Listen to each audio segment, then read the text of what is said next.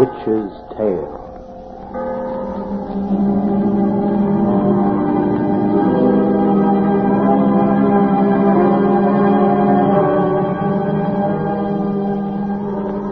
The fascination of the eerie, weird, blood-chilling tales told by old Nancy, the Witch of Salem, and Satan, her wise black cat. They are waiting for you now.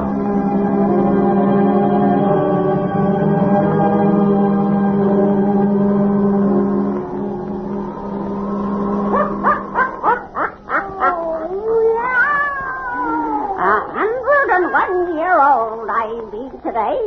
Yes, sir. 101 year old. Well, Satan, it's come time again for me and you to distribute a little sunshine and happiness over the radio. So we'll tell everyone to douse their lights and we'll get at it. That's it. Make it nice and dark and cheerful. Sitting in the gloom's the way to hear our bedtime stories. Now, draw up to the fire and gaze into the embers. Gaze into 'em deep. And soon you'll see a fine, smooth highway running through the prairie state of Kansas. Driving along it through a night of pelting rain, you'll see a little automobile that's as old and battered-looking as the man and woman in it are young and fresh-looking. Listen slow, and soon...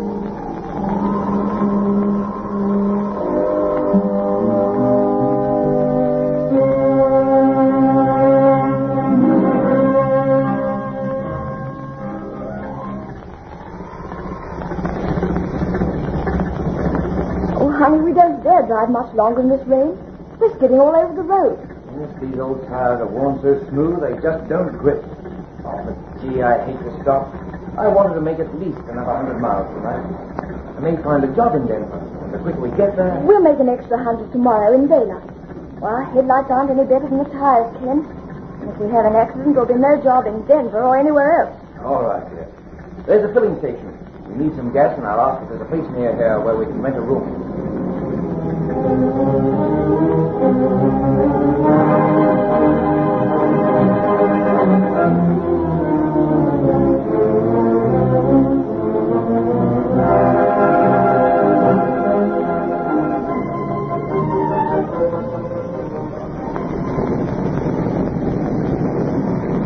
Funny no one's come to meet us.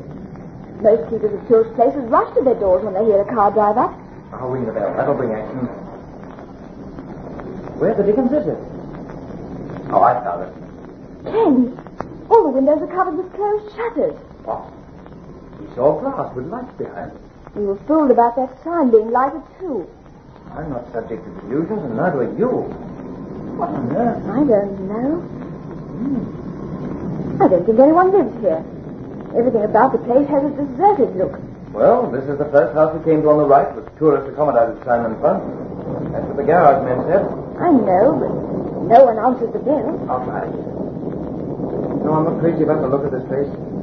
I'd stop almost anywhere rather than drive through the rain. So would I. Dear, did you hear a bell ring inside when you pressed that button? Why, I didn't notice. Golly, there isn't any sound when I press. Bell must be out of order. I'll knock. Gee, the door pushed open when I touched it. Everything's dark inside. Either no one lives here or they're all asleep. I am here. What? And I am not sleeping. I beg your pardon. I didn't mean to push open your door. I only started to knock. That's all right. You are travelers who want a room? Yes. This is my wife. We want to stay here until morning. I accommodate tourists. Please come in. Thank you. Will you turn on the light first? I can't see anything beyond your door. I can only see a shadow of you. Light? Yes, light. There are some candles on the table here if you have a match. Haven't you electricity? We have no power for that. You mean the power failed because of the storm? Yes.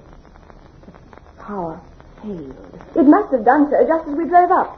We were sure we saw lights behind your windows. Yes, and you must have closed your shutters just as we drove up. The shutters have been closed a long time. Oh. Light a match and get those candles going, Ken. Spooky talking in here in pitch darkness. Don't you think so, Miss Potter? Oh, but of course, you don't find it so in your own house. I have been here a long time in darkness. A long time in... Guys, I can't find a match. I have a packet. Here. Oh, thanks. Now we'll locate those candles. Oh, I see them. Now. Oh, that's better. Oh. Good Lord. You're disappointed in my house. You see it untidy and dusty.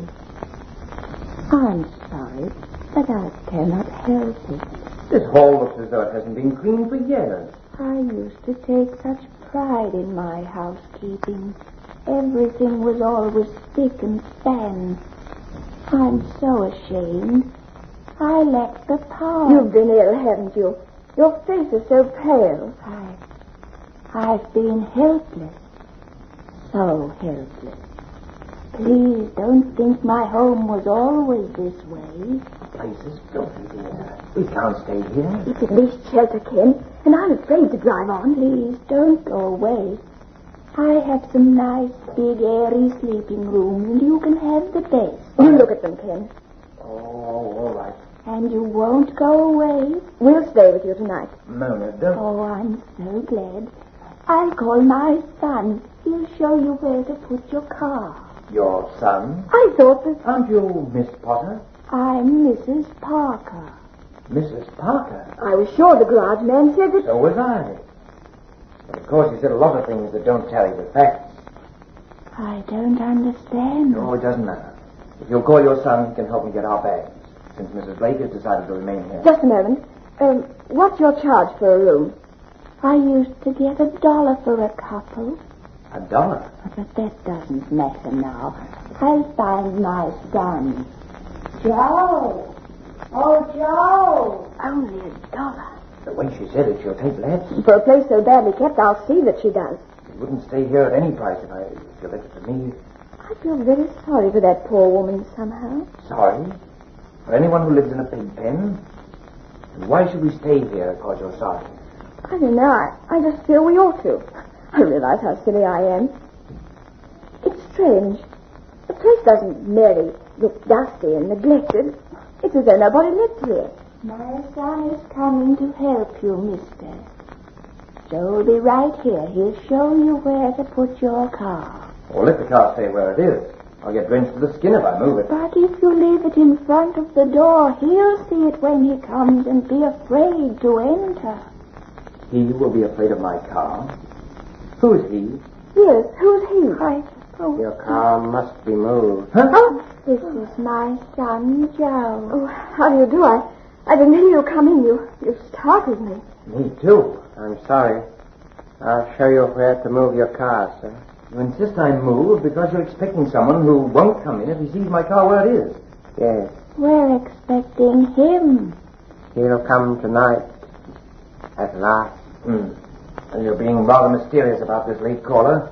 But it's none of my business, of course. I'll move the car. My umbrella's in the back seat, Ken. It'll keep you from getting very wet. All right, dear. I'll show you where to place your car. Well, come on. Shall I show you your room now? No, I'll wait until my husband comes back. Have your son been ill, too? Ill? His face is so pale, like yours. And you said that... He has been helpless, as I have been. Oh, I'm so sorry. It's awful to be helpless. I can imagine. What happened? Were you both in an accident? No, we were just helpless. I mean, what caused it? We were helpless. Helpless then, so long after, so long. But now our helplessness is nearly at an end. You mean you're almost well now? Tonight will change everything. Tonight? Oh, Ken? Yes, soaked to the skin. After making me drive my car in among the trees, the son of yours, Mrs. Parker, wouldn't even help me carry these suitcases back here. Now he doesn't even close the door behind us. I've got to do it. Oh, Ken, Mrs. Parker's son's been very sick. She's just been telling me about it. Oh. Why didn't you say so? But even a sick man could have held an umbrella over me while I did the heavy work. I'm sorry. I couldn't even do that. Helpless. Helpless. Say, didn't you get wet walking through that downpour? Your clothes looked drier when we left this room. My clothes don't show any effects of what they've been through. Excuse me. Good night. I'll show you to your room now. Will you bring the candles, please? Why, of course. I'll carry them, Ken. You bring the bags. Okay, dear. Up these stairs. Please go first, young woman. All right. You next. I'll follow. All right. You may have any room, but the first at the head of the stairs is the best. It's mine. Oh, we wouldn't put you out of your room. I don't sleep in it now. Open the door and go right in. Oh, everything's covered with dust, just as it is downstairs. I know. But I can't help it. It's a nice, airy room. Airy because half the window panes are broken. If it weren't for those closed shutters, the rain would be pouring in. I'm so ashamed. The bed linen under this outside spread's clean, Ken. Awfully yellow. We can't stay here, Mona. Wait. How much will you charge us for this, Mrs. Parker? Nothing. Nothing at all. Nothing. I just want you here tonight. Someone must be here besides Joe and me. And him. Him? I don't know what. You will know soon. You'll stay? It won't cost us anything, Ken. And every dollar counts. But Mona. We'll stay, Mrs. Parker. Oh, thank you. You're a nice girl. I'll leave you now. Good night. Good night. Good. Mona. Close that door, Ken. Close that door, lock it. Of course, dear. What on earth is the matter? Didn't you see, Ken? Didn't you see as she went out of the door? See what? She passed in front of that lighted candle, between me and the candle, and I saw the lighted candle through her.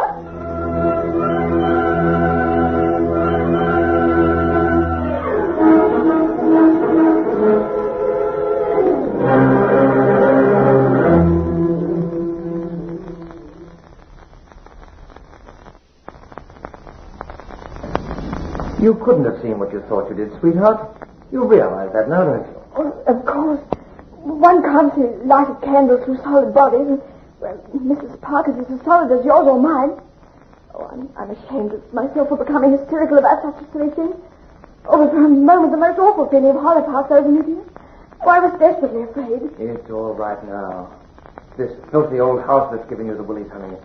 It'd start my imagination going if I left it. It looks as though it ought to be haunted. Oh, I'm almost sorry that we stayed here, even to save a dollar.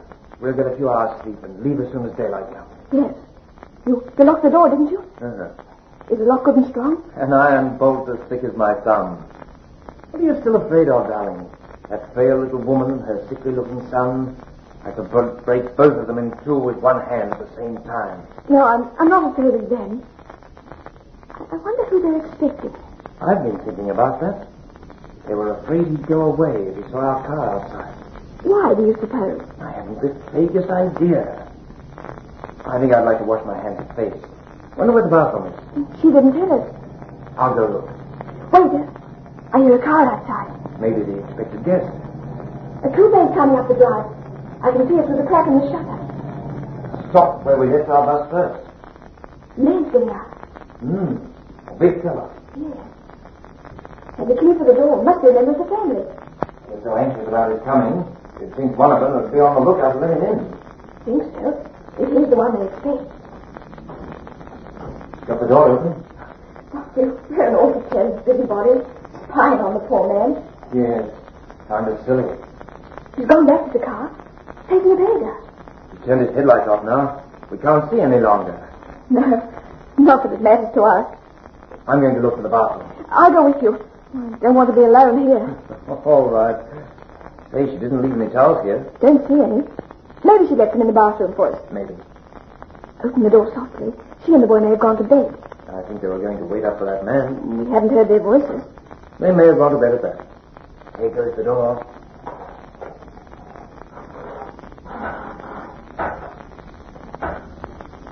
What's that? Someone downstairs isn't afraid of waking anybody. Come on. Where? To ask whoever's down there about the towels in that bathroom. No. Wait. What? Look. The man we saw come in. He's kneeling before that fireplace with a lantern. And trying to pry a stone loose from the hearth. Why? Stop. I think he hears us. Get back up those stairs quiet. Yes.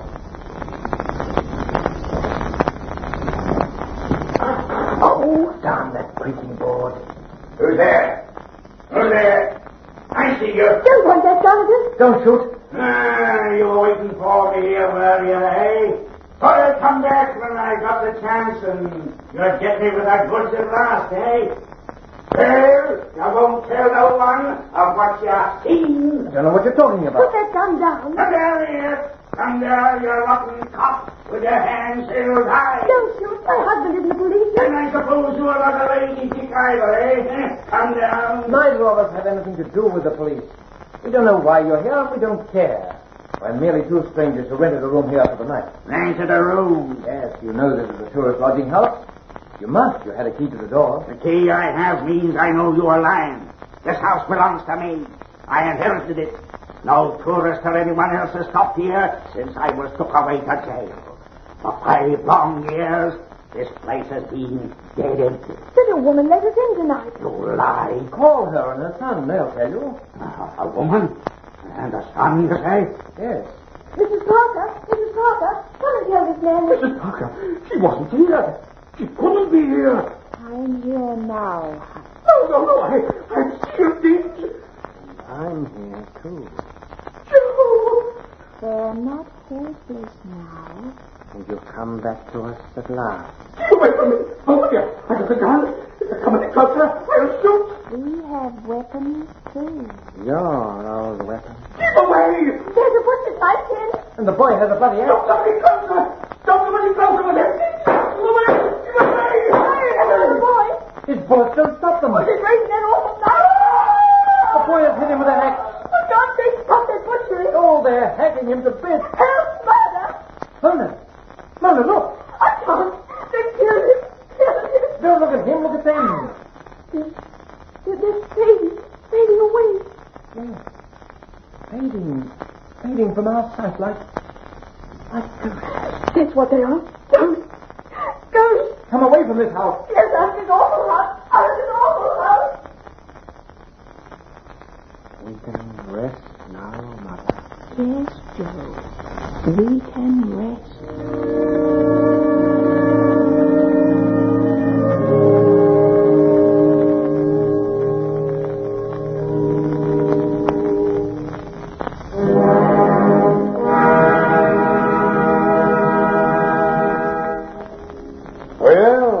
Parker sure did. Like you said, I'd find him, Mr. Blake, but you can see for yourself there ain't no mark of butcher's knife or axe on his body. I didn't expect there would be, Sheriff. Neither did I. What's your opinion of Hutch's demise, Doc? No wounds of any sort on the body I can see. Near as I can figure before holding an autopsy. The fellow's heart just stopped. It stopped from fear and terror, as ours almost did when we realized what we'd seen. Now, sober-minded men like me and Doc here are pretty hard to convince that ghosts killed Hutch, Mrs. Blake. I know, but we've told you the truth about what we saw. Doc, are you sober-minded as I think you are? Pretty much like you, Dan.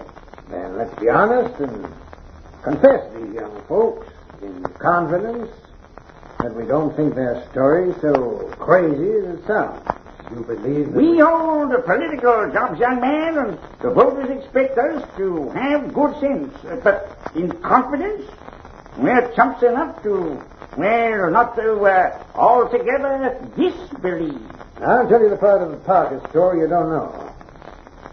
Lucy Parker, whom you think you saw tonight, used to run a tourist rooming house business here and prided herself on keeping one of the tidiest places in the state. She was the widow Stevens at the time I speak of and changed her name to Parker later. Her son Joe was a trusted employee of the bank over in town. Hutch Parker drifted along one day from nobody knows where, met this widow woman with a nice home and income, and talked herself into becoming a second husband. From the day she married him, he never did a tap of work, and gossip was that he and her and Joe didn't get along so well together. That went on for a couple of years. Then, 5 years ago, Mrs. Parker and her son was found dead in their beds. Joe's head had been bashed in with an axe, and his mother had been stabbed with a butcher's knife. They was killed in their sleep while helpless. Oh, I recall you telling me how whatever you saw here dwelt on that word, helpless. Well, Hutch was immediately suspected of the crime and arrested. But there was a peculiar angle of the case. Joe had been in possession of $50,000 worth of negotiable bonds belonging to his bank that he's supposed to close a deal with the morning he was found dead. And them bonds couldn't be located. That stone Parker was trying to pry from the fireplace. I found the bonds under that stone a minute ago, Mr. Blake, just before I called you and Mrs. Blake into this conversation. Hutch had done a first-class job of hiding them, for this house had been searched from cellar to garret. But to make a long story short, not finding the bonds sort of helped Hutch's case. He claimed burglars had killed his wife and stepson, and then got away with the $50,000. And the darn fool jury believed him. They acquitted him of the charge of murder, and he'd have gone scot-free if the police back in Ohio hadn't heard of his arrest and found that his fingerprints tallied with those of a fella they wanted on an old forgery charge. They sent him to the pen in Ohio, and he only got out a few days ago. He hot-footed it back to this house where the bonds was hid and found Lucy and Joe waiting. They weren't so easy with him as the law had been. But, of course, they know that he was guilty. And they made his punishment fit his crime. They couldn't open a door or light a candle. But they could kill. Mm-hmm. And they could also do you a good turn. They did one for you. Good turn? Yeah. Lucy and her boy wanted them bonds returned to their rightful owner, I imagine, which you will bring about. And the banks kept a reward offer standing of $5,000 for their return. You mean we'll get $5,000? Yeah. Ken! No. Well, it'll take a couple of days for the details to be settled, but your claim's clear, and you'll get the money. In the meantime, I suggest that you put up at Miss Potter's place. Miss Potter? Yeah. She runs a first-class rooming house about 3 miles down the road from here. First place on the right with a tourist-accommodated sign in front.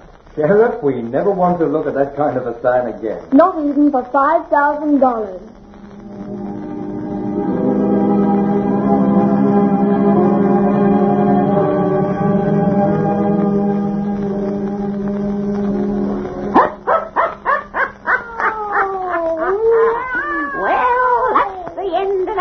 For bedtime stories, Satan. And next week, I'm gonna have a birthday and another yarn to spin ye.